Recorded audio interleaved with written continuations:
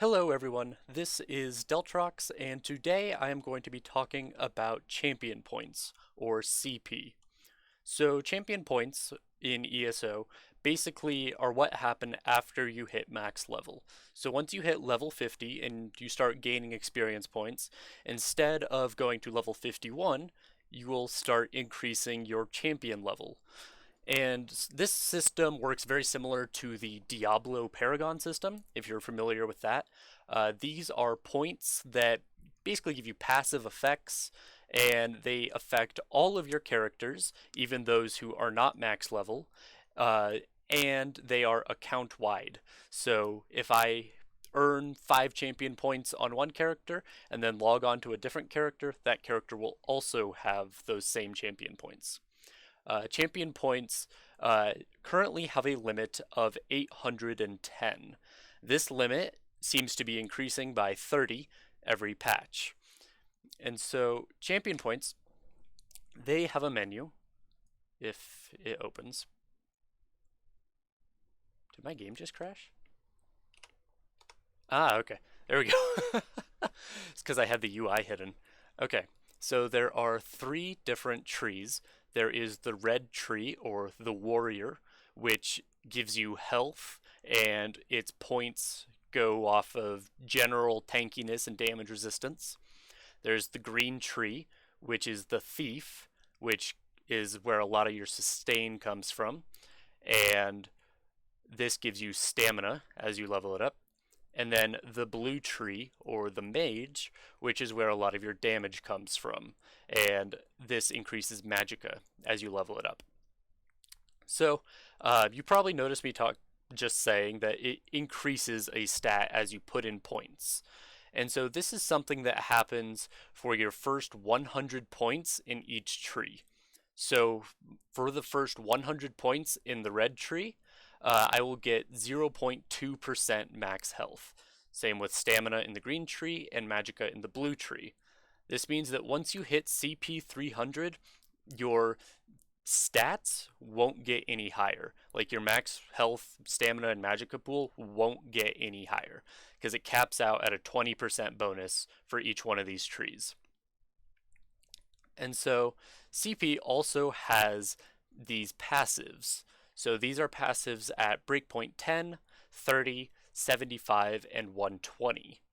And so if you put in that number of points into a tree, you will automatically unlock that passive. You don't need to put points into this or anything like that. It's just unlocks as soon as I have 10 points in the tower, I'll get ensnare. So you can see right now I have 52 points in tower. I have the 10 point and the 30 point, but not the 75 point.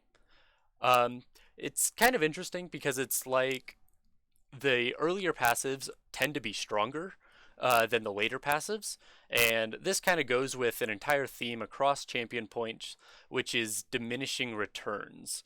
As you spend more champion points, they do less for you. That's why once you get past 300, your stats no longer increase. Like I said, the earlier passives tend to be the stronger ones, and as you put points into a node, the next time you put a point into that node will be for less. So a good example is Shadow Ward here. You can see I have all 100 points into it. That is as high as it goes, and it reduces the cost of block by 25%.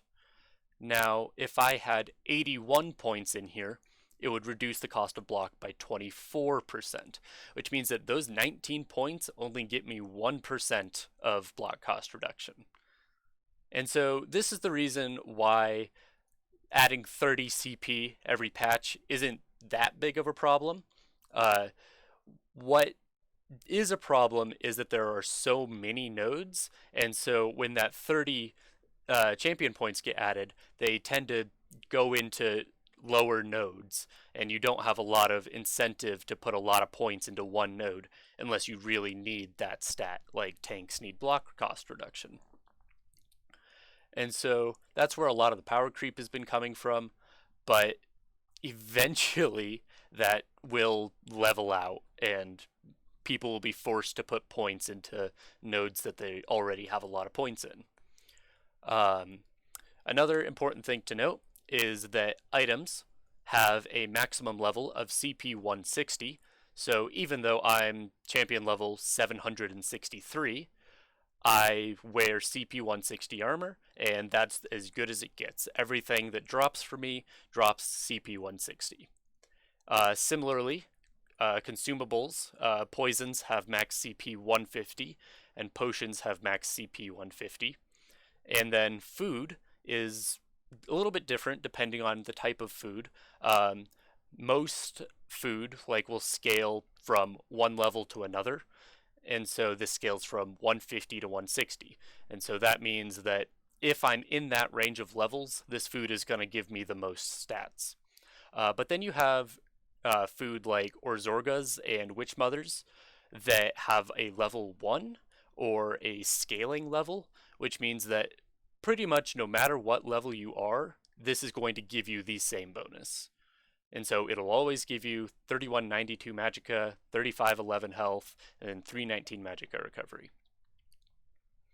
And so now I'm going to finish it up with a little bit of like general tips for CP.